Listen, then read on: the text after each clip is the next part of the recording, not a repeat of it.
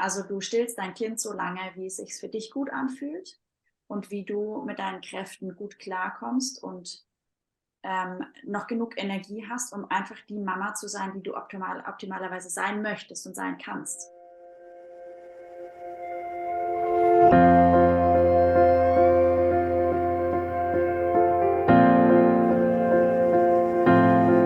Hallo und herzlich willkommen bei Loslassen und gemeinsam wachsen, deinem Podcast rund um bewusste und bedingungslose Elternschaft. Mein Name ist Manuela Festel, ich bin Mama, Mutmacherin und vor allem Mentorin für achtsame Kommunikation und gewaltfreie Konfliktlösung mit Kindern. Und genau darum geht es auch hier in diesem Podcast. Ich zeige dir, wie du deinen Weg in eine bewusste, authentische und bedingungslose Elternschaft findest und Konflikte schließlich mit deinem Kind achtsam, respektvoll und gewaltfrei lösen kannst. Ganz ohne Schimpfen und Bestrafen. Bist du bereit? Na, dann lass uns loslegen. Hallo und herzlich willkommen. Schön, dass du wieder da bist, hier in Loslassen und gemeinsam wachsen, zu einer Frage, die ich von meinen gemeinsam wachsen Teilnehmerinnen, das ist mein 12-wöchiges Mentoring-Programm, doch die ein oder andere Q&A-Session gestellt bekommen habe, nämlich: Manuela, wie kann ich eigentlich liebevoll abstillen?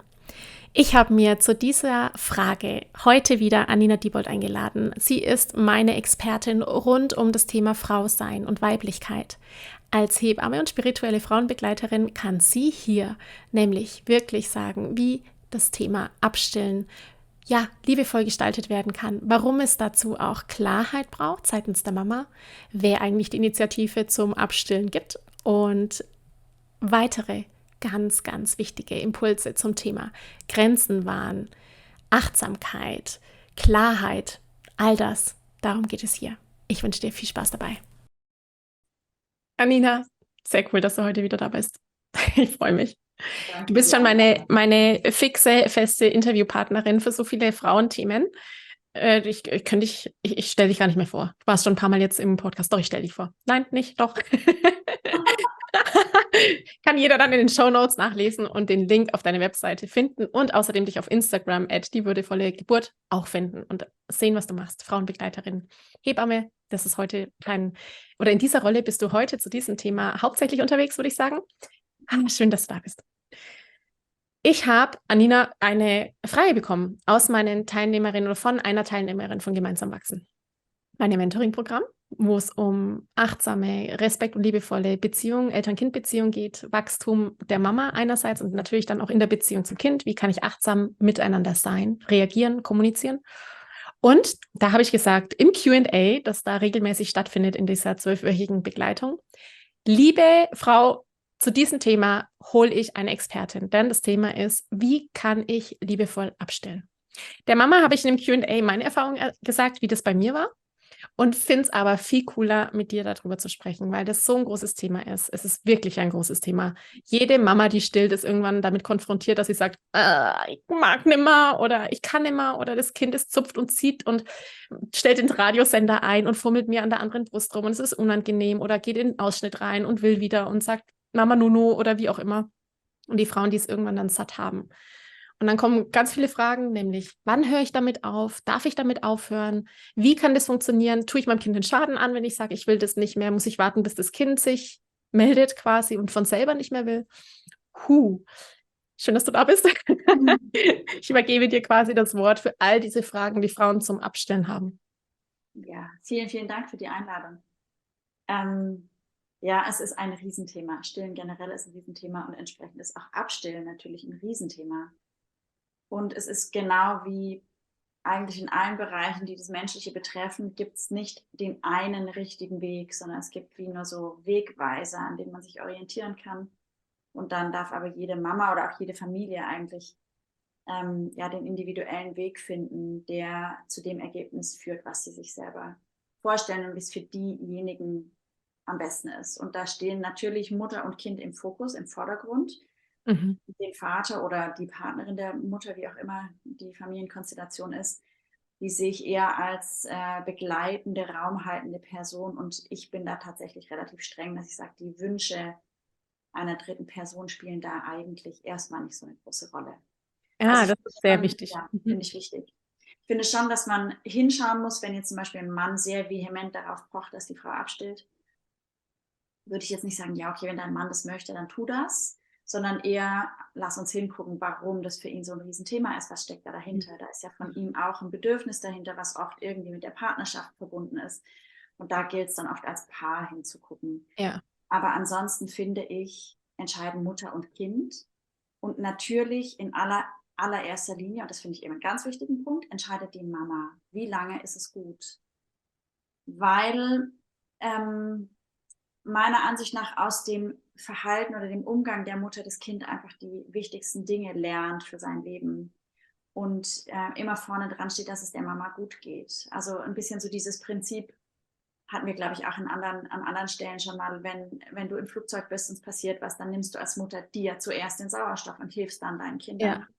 Weil wenn du die Kinder versorgst und dann aus den Latschen kippst oder Schlimmeres passiert, dann hast du den Kindern auf lange Sicht überhaupt nicht geholfen. Mhm. Und das gleiche Prinzip ist da auch anzuwenden. Also du stillst dein Kind so lange, wie es sich für dich gut anfühlt und wie du mit deinen Kräften gut klarkommst und noch genug Energie hast, um einfach die Mama zu sein, die du optimalerweise sein möchtest und sein kannst.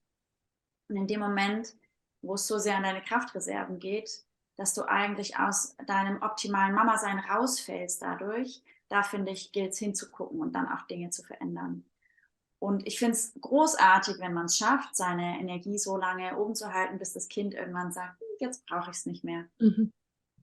Ehrlicherweise ist es in der Realität so, dass das in den allerwenigsten Stillbeziehungen der Fall ist. Also in den meisten Stillbeziehungen ist irgendwann die Mama diejenige, die sagt, und jetzt ist es gut. Ja. Und ich weiß, es gibt diese Ausnahmen, es gibt so Kinder, die mit 10 Monaten sich einfach wegdrehen und nie wieder Interesse an der Brust haben oder mit 1,5 Jahren sagen, das brauche ich nicht mehr. Ich habe immer davon geträumt, so mal abstillen zu dürfen. Mhm. War mir nicht beschert bei 3 Mädchen, 3 Töchtern, die haben alle ganz klar meine Führung gebraucht und meinen Stopp. Mhm.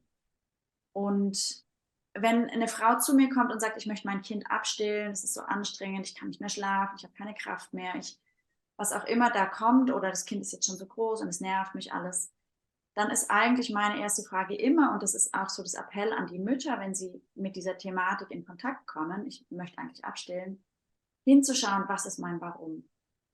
Und ganz häufig, wenn die Kinder so 1,5 oder 2 sind, oder so zwischen 1. und 2. Geburtstag, kommt die Thematik von außen, weil die Gesellschaft, die Eltern, der Partner, Freundinnen und so weiter sagen, willst du nicht jetzt langsam mal abstillen? Willst du noch? Genau, was, du stillst immer noch, aber braucht das Kind Ja. nicht mal was Richtiges? Es wird doch gar nicht satt. Genau, es wird nicht satt oder es schadet doch eurer Beziehung. Was sagt denn dein Mann eigentlich dazu? Willst du nicht deinen Körper mal wieder für dich haben? Du verwöhnst dein Kind, es wird ja nie was anderes essen und so weiter. Das sind so viele Vorurteile und auch Missverständnisse im Umlauf und so alte Kamellen, die einfach längst überholt sind und widerlegt sind. Und da gilt es wirklich hinzugucken, weil ganz häufig ist es so, dass die Frauen dann im Gespräch mit mir immer sagen, ja, nee, eigentlich geht es mir voll gut mit dem Stillen und eigentlich ist es total praktisch nachts. Und wenn ich ins Bett komme, das Kind wird dann wach und legt sich an die Brust, das ist immer eigentlich so ein wunderschöner Moment, weil es ist so innig und nah und warm und es kuschelt sich dahin und fühlt sich so sicher und ich merke, ich kann so viel geben in dem Moment und was weiß ich, ja, das hat so viele Vorteile, auch noch wenn ein Kind über 1 oder 2 ist, dass ich finde, da darf es einfach ganz sensibel hingeschaut werden. Und ganz häufig in dem Alter ist es wirklich so, dass die irgendwann sagt, naja, irgendwie fühlt sich halt komisch an, wenn ich auf dem Spielplatz dann noch still und dann gucken alle komisch. Und da gibt es eben 100.000 kleine Lösungen, ohne dass man ganz abstillen muss. Also dann gibt es die Möglichkeit zu sagen, hey, wir stillen jetzt nur noch zu Hause, weil es ist legitim, dass eine Mutter irgendwann sagt, ich möchte nicht mehr im Bus stillen, ich will nicht mehr auf dem Spielplatz stillen. Ja. Auch da darf man hinterfragen, warum? Kann ich damit arbeiten und mich darüber hinwegsetzen und neue Wege gehen? Oder stört es mich wirklich so, dass es für mich unangenehm ist und einschränkend ist? Und dann habe ich das Recht zu sagen, weißt du was, wir gehen jetzt auf den Spielplatz, du kannst vorher nochmal an die Brust, dann gehen wir los und wenn wir wieder zu Hause sind, kannst du wieder trinken, unterwegs mag ich es nicht mehr. Das ist so geil, Annina, weil das ist wirklich das ist komplett, es geht im Prinzip mit der Geburt und dann mit dem Stillen los, dass Frauen sich entdecken müssen, was ihre Grenzen sind, was ihre Werte sind, wovor sie sich ängstigen letztendlich auch, ne? Die Blicke, das mag ich nicht. Und mit dieser Selbstbehauptung wirklich sich hinstellen und sagen, so möchte ich es haben oder so möchte ich es nicht haben. Ja.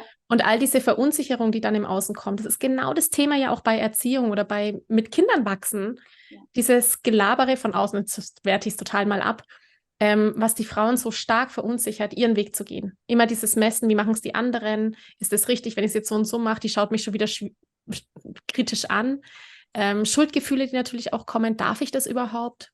Ja, wann bin ich noch brav? Ja, da kommen ja ganz viele olle Kamellen, Überzeugungen, so, oh, ich bin nur gut dann, wenn alle mich lieb haben oder wenn ich die Erwartungen anderer erfülle. So extrem, wie das beim Stillen eben im Prinzip einer dieser vielen Schritte ist, selbst, ja, seinen eigenen Selbstwert zu entdecken und sich selbst zu behaupten und seine Führung und Grenzen wirklich zu wahren und abzustecken. Total krass, ja. Ja, und auch so, ja, den Mut zu haben, eigene Wege zu gehen. Das Ja, ist auch total. so. Genau.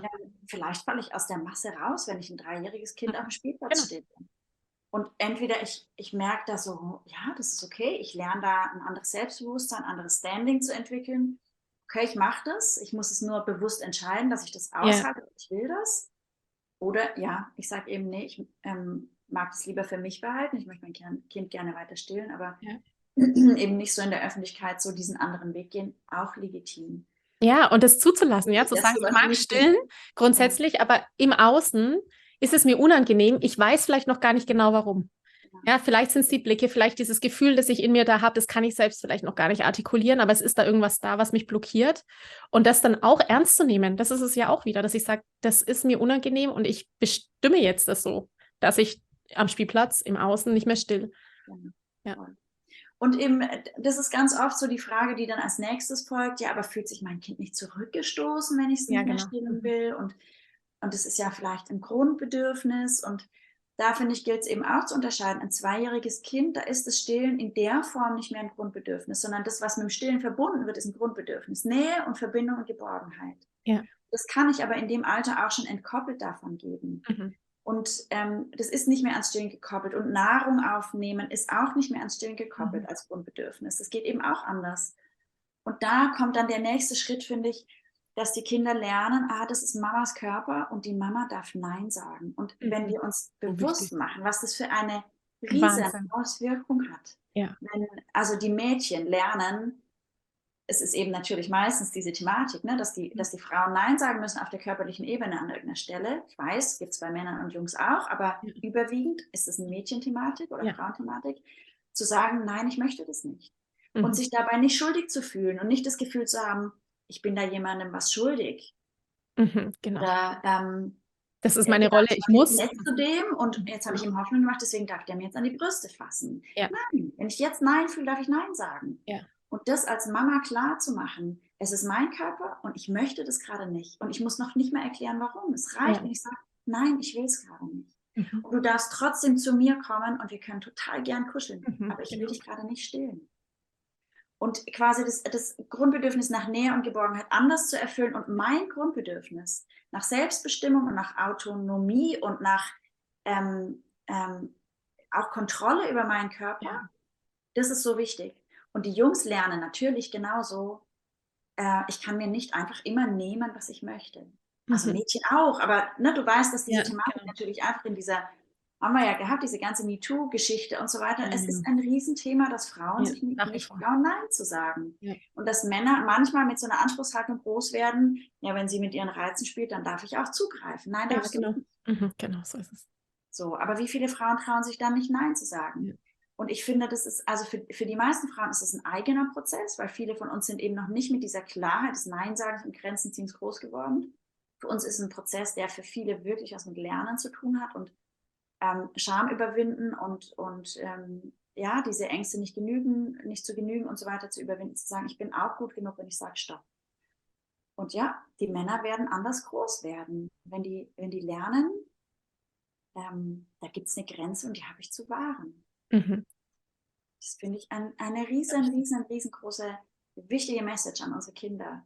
Und da können wir ganz viel Vorarbeit leisten für ein gutes Miteinander zwischen Mann und Frau später auch. Weil einfach ein anderer Respekt da ist. Auch die Frauen haben einen anderen Respekt vor ihrem Körper. Also das schlägt wirklich Wellen. Und deswegen finde ich das den allerwichtigsten Punkt, den ich auch immer anbringe, wenn eben diese Frage kommt, traumatisiere ich mein Kind damit, wenn ich es abstille. Und ja, wir dürfen anerkennen, dass ein Abstillprozess für manche Kinder wirklich ein einschneidendes Erlebnis ist.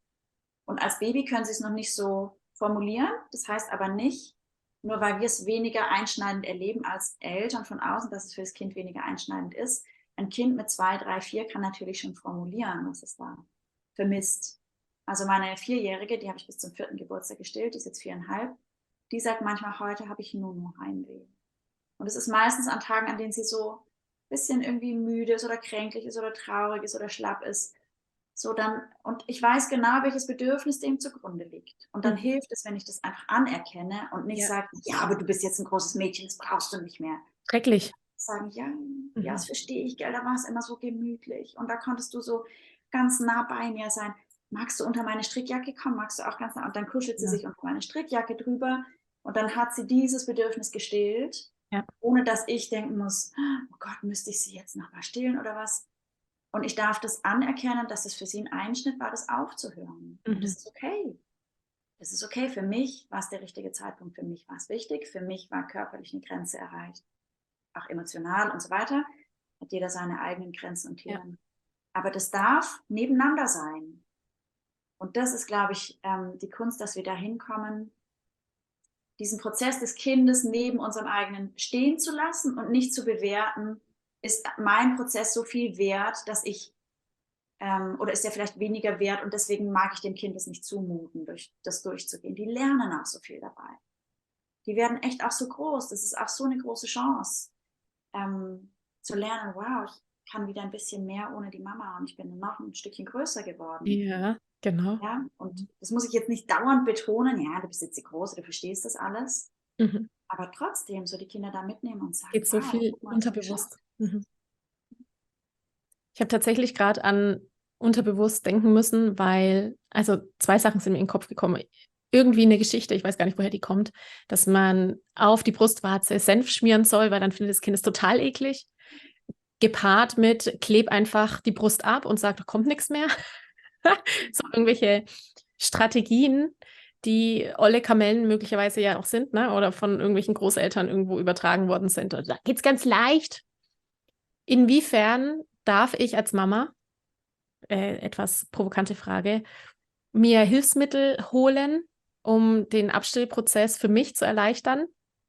Einerseits und dann natürlich auch das, was Frauen auch haben, von meinen Frauen, wo ich es auch weiß, so dieses, ich habe jetzt entschieden, dass ich es nicht mehr will und dann schreit das Kind aber ganz arg, es leidet ganz arg und ich komme damit nicht zurecht. Also ich kann quasi die Emotionen meines Kindes gar nicht auffangen und schwenkt dann doch wieder um und stillt doch nochmal, weil dann ist es einfach durch und dann kann ich das gerade besser aushalten. Mit diesem Prozess natürlich geht auch wahnsinnig viel Schuldgefühl einher. So, ich bin nicht gut genug und ich kann es nicht und wie soll das nur werden und viel Angst natürlich auch.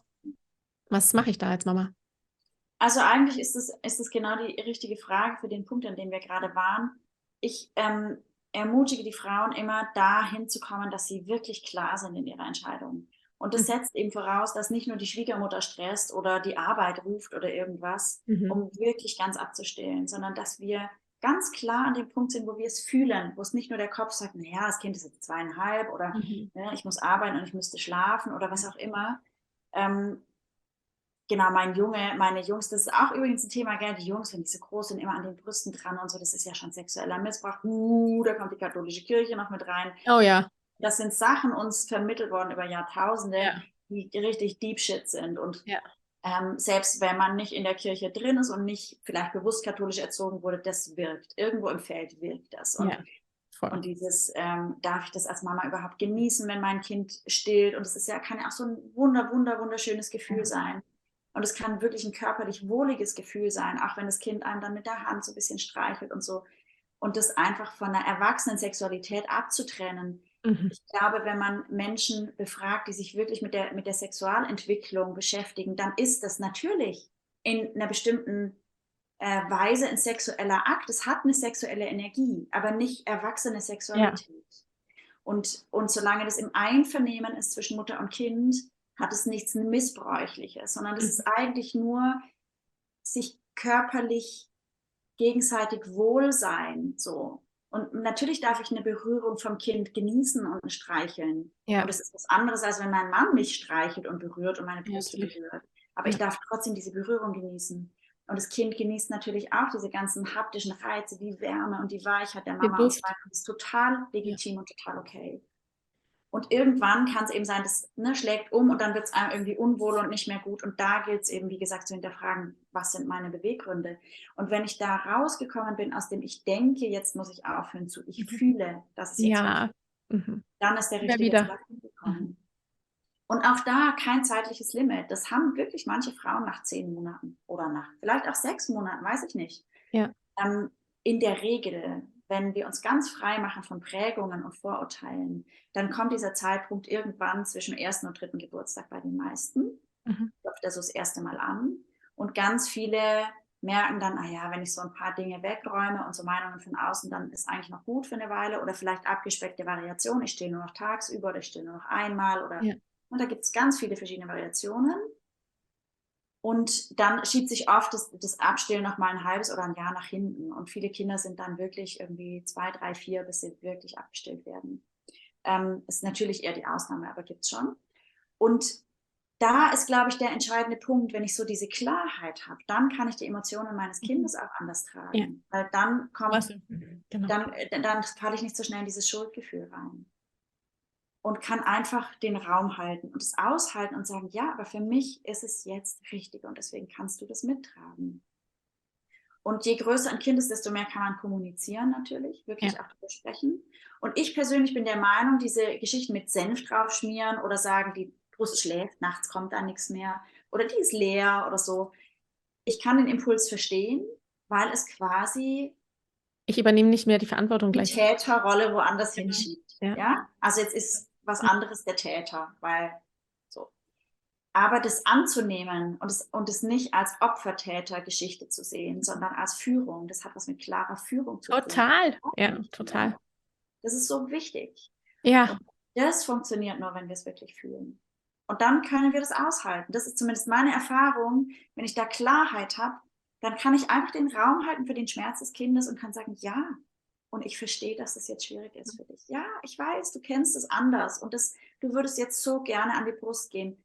Ich will es nicht mehr, aber hey, ich bin da. Und du kannst jederzeit in meinen Arm kommen. Und du kannst immer noch ganz nah bei mir schlafen.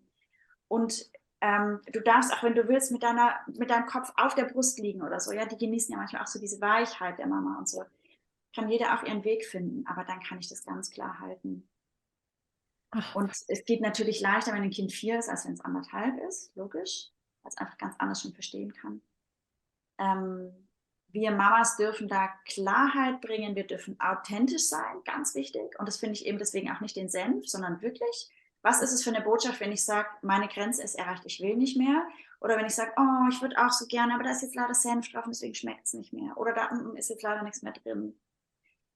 Also ich finde, das ist eine Ausrede und da spüren die Kinder, dass das nicht stimmt, dass da was anderes ist. Genau. Weil energetisch ist es ja eigentlich, die Mama will nicht mehr. Und es klar formuliert zu haben, ist für die Kinder viel besser greifbar und meinem Empfinden Mensch viel weniger traumatisierend. Ja. Weil es klar ist, weil die spüren, was sie erleben. Und andersrum spüren sie was und sehen was ganz anderes. Genau. Oder kriegen was anderes gesagt. Und dann kommt so eine Diskrepanz im Kopf. So, fühlt sich so an, aber die sagen, das ist so und so. Die doppelten Botschaften. Das ist eine Elternbeziehung, wo man vorne rum immer sagt, ist alles toll. Und hintenrum aber nichts mehr stimmt. Und die Kinder denken, okay, so fühlt sich eine gesunde Beziehung an? Was ist das für eine Prägung? Also da, finde ich, sind wir wie in der Verantwortung auch, den Kindern einfach die Wahrheit zu sagen. Und dann finde ich es eben besonders schön, das habe ich tatsächlich nur einmal so gemacht bei meiner letzten Tochter, aber es hat mir total das Geschenk gebracht und ihr eigentlich auch, dass wir das wirklich gemeinsam wie rituell gestaltet haben. Ganz bewusst an deinem 4. Geburtstag, da darfst du noch mal trinken und dann hören wir es auf. Und ich habe das immer wieder thematisiert und wir haben das ein bisschen gefeiert so. Ich habe ihr dann erzählt, da kommt die Nunu-Fee und die bringt dann was. So eine kleine Überraschung für die Kinder, die es dann schaffen ohne. Muss auch jede Frau wissen, ob das für sie jetzt stimmig ist. Manche sagen dann, Strafung und Belohnung nicht so cool. Für mich war es stimmig. Ja. Ich habe Blumen gekauft, die wir gemeinsam irgendwie dann angeschaut haben und haben stehen lassen, so von ihrem Geburtstag. So, das sind die Abschiedsblumen. Und wir haben ganz bewusst das letzte Mal gestillt. Und da ist mir klar geworden, weil ich habe sie nämlich so ganz bewusst abends nochmal in Schlaf gestillt. Und dann haben wir es nicht geschafft aufzuhören, weil dann ist sie am nächsten Morgen wach geworden oder nachts, weiß ich nicht mehr, und hat fürchterlich geweint. Und dann war mir plötzlich klar, sie hat das Ende nicht mitbekommen, weil sie eingeschlafen ist. Ah, spannend. Das war mir vorher nicht so bewusst. Und dann haben wir das wie nochmal gesetzt und gesagt, okay, jetzt ist das letzte Mal, morgens, glaube ich. Und dann habe ich gesagt, jetzt darfst du so lang trinken, wie du willst, bis du fertig bist, beide Seiten. Und dann hat sie ganz genüsslich beide Seiten getrunken, so ganz innig. Und ich war auch so voll bei ihr, es war so ganz bewusst, das ist unser letztes Cool. Stillen. Ja, schön. Und ich wusste für mich auch, das ist mein letztes Stillen, weil ich möchte keine Kinder mehr, fertig. So, das ist schon auch für mich emotional gewesen. Ja. Und dann hat sie irgendwann losgelassen und hat gesagt, so, jetzt bin ich fertig. Geil. Das Oh, war ich habe Gänsehaut. ja, Oh, ja, ich habe Gänsehaut. Oh, total schön. Deswegen gebe ich das mit. Ich glaube, es ist mega wichtig, dass die Kinder das bewusst mitkriegen und dass die noch einmal einfach bestimmen dürfen. Mhm. Ich trinke es so lange, wie ich das jetzt brauche. Und dann Genau. ist aber wirklich Ende. Ja. Ja, weil du den Rahmen gesetzt hast, weißt du? Genau. Du hast genau diesen Rahmen vorgegeben, in dem sich das Kind bewegt. Ja. Deine Grenze abgesteckt und gesagt, hier ist der Rahmen und hier kannst du jetzt tun. Und wenn du bereit bist, dann ist gut. Ja. Genau. Und in dem Rahmen hast du alle Bewegungen. Genau. Ja. Und dann war das wie für mich total meine Grenze gewahrt und sie hatte trotzdem ihre Selbstbestimmung. Ja, Wahnsinn, ey. Ich habe echt Mit Gänsehaut. entschieden, Oh. jetzt ist gut. Ja, Ja. schön. Voll Und schön. dann war es gut. Dann hatten wir trotzdem natürlich noch 1, 2 Nächte, wo sie dann nachts wach wurde und dann geweint hat, aber es war wie nicht mehr so eine Wut drin, sondern es war eher, ja, einfach Die ein Trauer über den Trauer. Schmerz, dass es nicht mehr da ist. Genau. Ja. Ja. Und das ist okay, der darf da sein. Ja, Anina, aber Nicht das ist so wegmachen. das ist genau die Arbeit, die ich ja mache, wo ich sage, das sind die Konflikte, die sind. Das Kind hat gerade im Prinzip ein Problem, es möchte so gerne, es geht gerade nicht. Oder ich möchte es einfach nicht mehr als Mama, was auch immer es gerade für ein Konfliktthema ist. Und da diesen Raum zu halten und das Kind zu sehen und Mitgefühl zu empfinden. Eben weg von, wir haben doch gesagt, dass wir das so machen oder jetzt bist du aber schon 4. Also dieses ganze Vorwürfe machen oder so, sondern wirklich hinzukommen und das Kind zu sehen, weil alles andere macht Beziehungstraumatisierungen. So ist es. Fakt. In dem Moment, wo die Kinder in dem Konflikt in ihren Emotionen allein gelassen werden. Das sind die Themen, die man dann als Erwachsener aufarbeitet und sagt, boah, wenn ich zurückdenke, damals, als ich 5 war, ist das und jenes gewesen. Ja, warum? Ja, weil die Energie der Emotionen noch nicht verarbeitet wurde, weil noch nichts getan wurde, um mit diesem Gefühl, mit dem ich damals allein gelassen worden bin, aufzuarbeiten. Und in dem Moment, wo wir das eben schaffen können, Mitgefühl zu empfinden und zu sagen, oh, ich sehe dich und ich gebe dir das Bedürfnis, was du gerade brauchst und diesen Raum zu halten und als Mama das zu lernen, das ist so mega essentiell. Es ist so elementar. Es macht so gute Beziehungen. Es macht so eine gute Welt, wenn wir das könnten. Einfach aushalten. Und es ist herausfordernd. Ich weiß, wovon ich spreche. Es Ja. ist mega herausfordernd.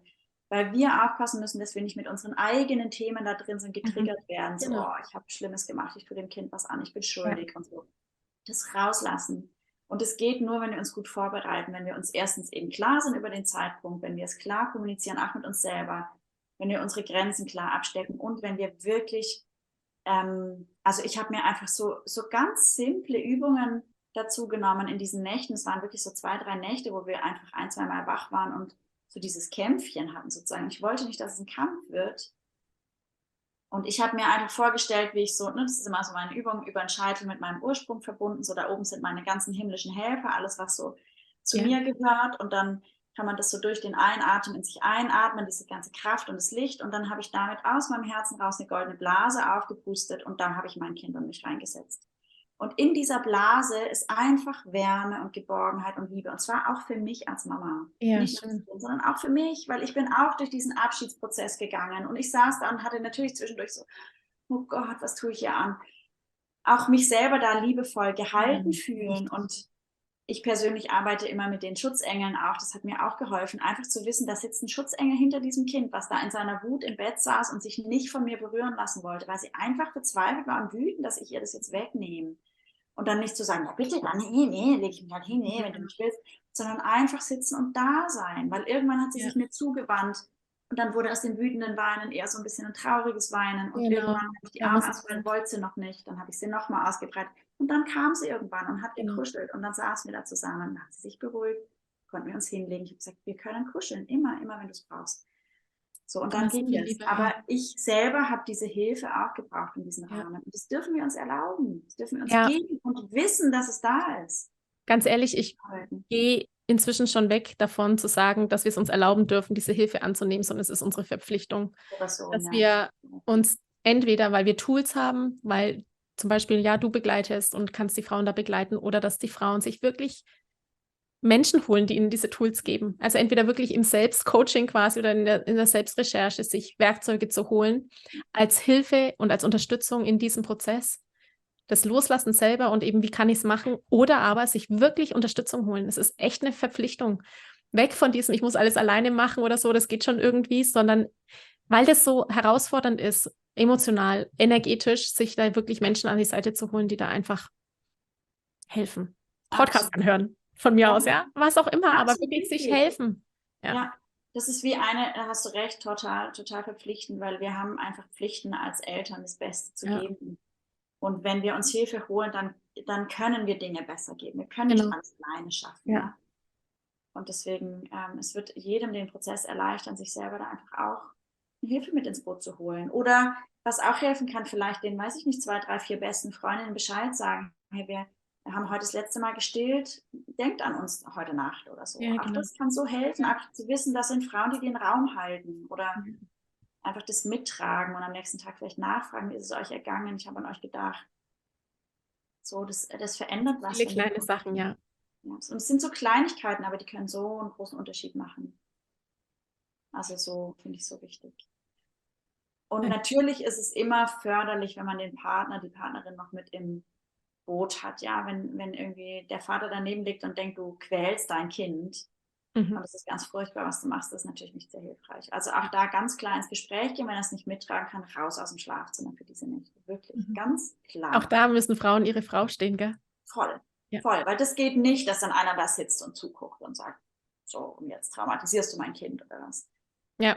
Und es Oder ist das Kind wegnimmt, das hatte ich auch bei einer Mama, wo dann der Partner das Kind weggenommen hat und gesagt hat, du hast doch gesagt, du willst nicht mehr stillen, ich helfe dir jetzt. Also im Prinzip der Versuch so, oh Gott, meine Frau leidet, sie weiß gerade auch nicht, weil fehlende Klarheit letztendlich. Ja. Und na, dann nehme ich jetzt das Kind einfach weg und das Kind war dann so, ja, das ist auch Horror. Ja.